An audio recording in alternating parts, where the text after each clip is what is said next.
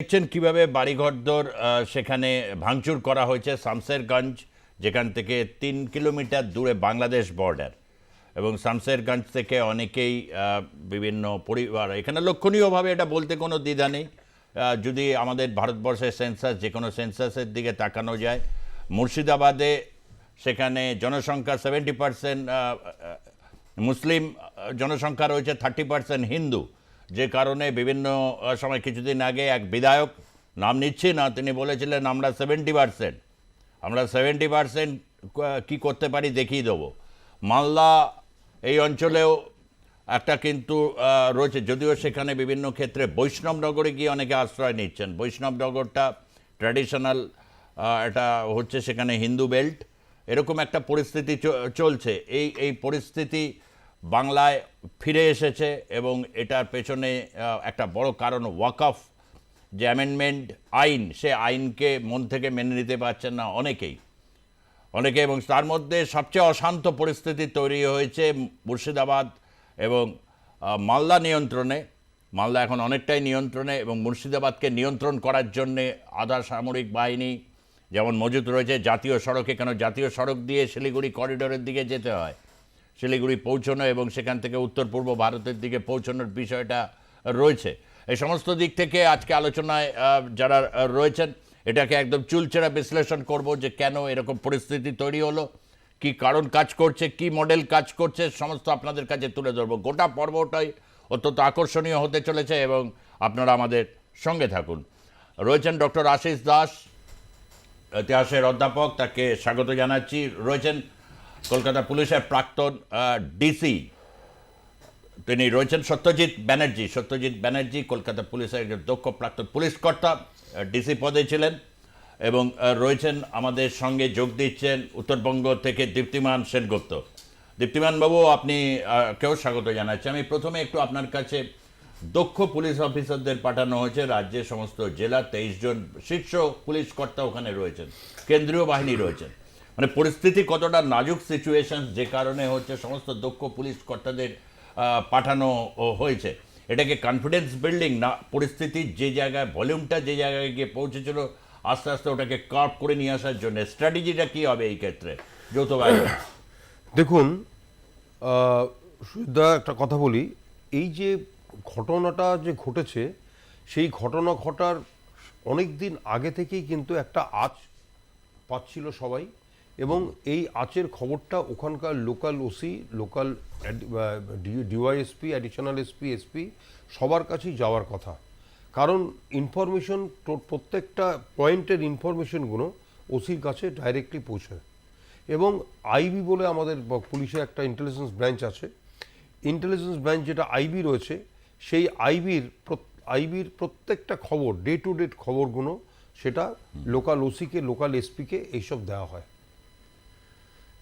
এখন একটা কথা হচ্ছে যে কেন এই খবরগুলোকে তারা মিস করে গেল, কেন ইনপুটগুলো যেগুলো আসছিল, সেই ইনপুটগুলোকে কেন তারা ডিসএগ্রি করে গেল, কিংবা করলো না, অ্যাকশন করলো না, কিংবা ইনপুটগুলো যে খবরাখবরগুলো আসছিল সেগুলো যথারীতি আরও উপরে পাঠানো হলো না কেন, আরও উপরে, অর্থাৎ এসপি রেঞ্জের উপরে DIG, ADG, law and order সবাইকে পাঠানো দরকার ছিল।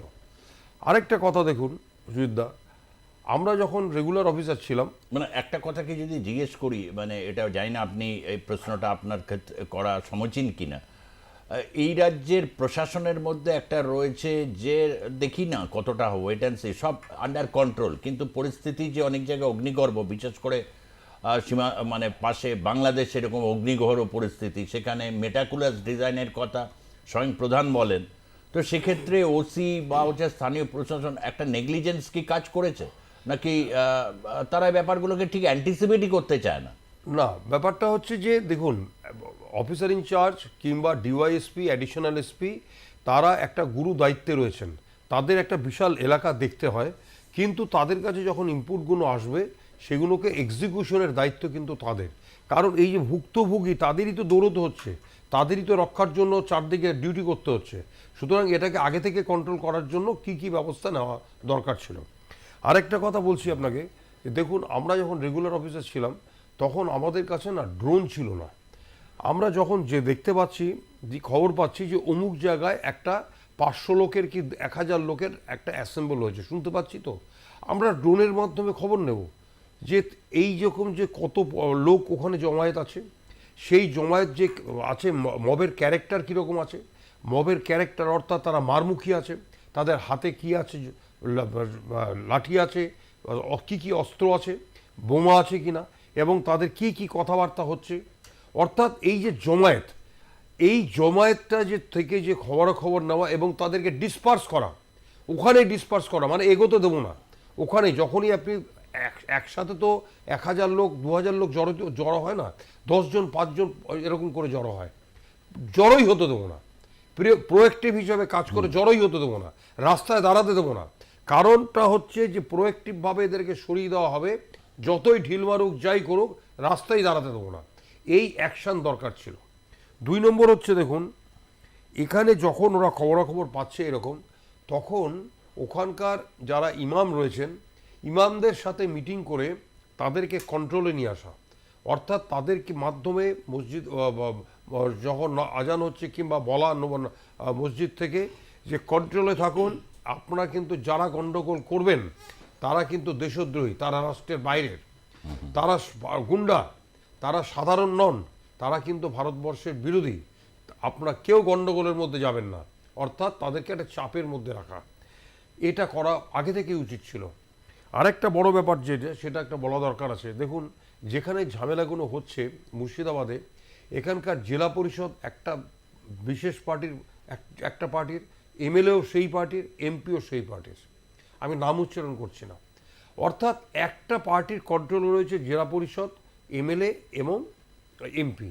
তাহলে তারা কেন ওই অ্যাজিটেট যখন জমায়েত হচ্ছে তাদের কাছে গিয়ে বলা তোমরা এখান থেকে ডিসপার্স করো, নাহলে পুলিশ লাঠিচার্জ করবে, তোমরা এখান থেকে ডিসপার্স করো, জমায়েত করতে দেবো না, 10 জনও জমায়েত করতে দেবো না, 15 জন জমায়েত করতে দেবো না, ডিসচার্জ লাঠিচার্জ করবে, তোমরা এখান থেকে সরে যাও, তোমরা ভারতবর্ষ যদি শান্তি মেনটেন করতে চাও এখান থেকে সরে যাও, যদি না সরো তোমরা গুন্ডা, তোমরা এখানকার লোক নও, তোমরা রাষ্ট্রদ্রোহী লোক।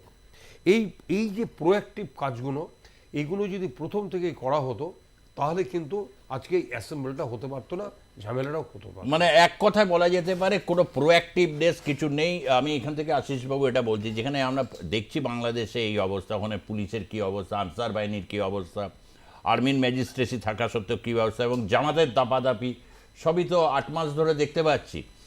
এবং ওয়াকফের ব্যাপারে একটা রিয়াকশানসের মানে একটা মানে ছিল, কিন্তু রিয়াকশানসটা এটা বেঙ্গলে যখন মুর্শিদাবাদ বা মালদার মোথাবাড়ি থেকে হচ্ছে, তখন নিঃসন্দেহে একটা কথা বলতেই হয় যে এই আন্দোলন বা যে কোনো ক্ষেত্রে ক্ষোভ বিক্ষোভ থাকতেই পারে, কোনো একটা নতুন আইন এলে এটা নতুন কোনো ব্যাপার নয়, আন্দোলন হয়, কিন্তু আন্দোলনের নামে এই যে চরম গুন্ডামি, এ কি পরিষ্কার ইঙ্গিত দিচ্ছে এর মধ্যে মৌলবাদী এলিমেন্ট যারা রয়েছে, এবং রক কাটা, তারপর অগ্নিসংযোগ দেওয়া, এগুলো তো বিশেষ ধরনের ট্রেন লোক ছাড়া এই ধরনের কাজ করতে পারে, এবং পুলিশের গাড়িতে জেনে বুঝের কি রিয়াকশন ভবিষ্যতে হতে পারে, তারপরেও আগুন লাগানো। না, শুধু পুলিশের গাড়ি নয়, বাস, স্কুল বাস একদম, এবং ছাত্রছাত্রী সমেত বাস, তাদেরকে নামিয়ে নেওয়া হয়েছে ছাত্রছাত্রী, মানে কেউ বাদ যায়নি এবারে। নর্থ বেঙ্গল স্টেট ট্রান্সপোর্ট অথরিটির বাস, অর্থাৎ বাস, স্কুল বাস আর অন্যান্য মিনি বাস এবং পুলিশের গাড়ি,